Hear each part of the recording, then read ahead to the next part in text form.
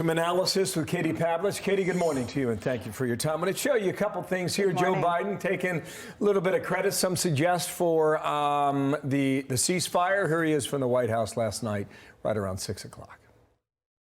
We've held intensive high-level discussions, hour by hour, literally. Egypt, the Palestinian Authority, and other Middle Eastern countries, with the aim of avoiding the sort of prolonged conflict we've seen in previous years when the hostilities have broken out. Okay, so you have that from the White House, and you have this in the Wall Street Journal, making the point that the hard left is now changing the dynamics of the relationship for how people see the U.S.-Israeli relationship. After the Israeli ceasefire, it writes, Islamist radicals saw how democratic support for Israel has eroded. How do you see that today, Katie?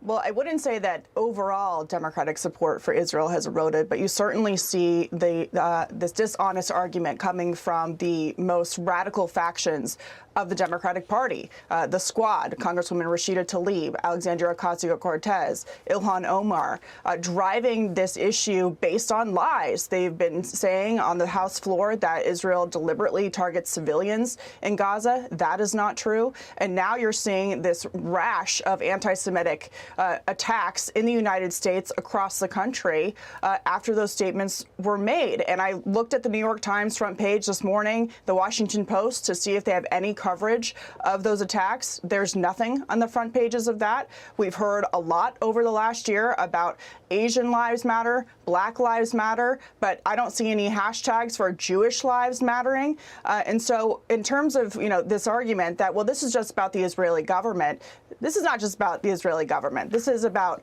anti-Israel, anti-Semitic attitudes that have been inserted into the Democratic Party that people like Speaker Nancy Pelosi have refused to really condemn and control. You remember that Ilhan Omar made those statements about things being all about the Benjamins, and there were calls for her to be censured on the House floor, and Speaker Pelosi backed off of that.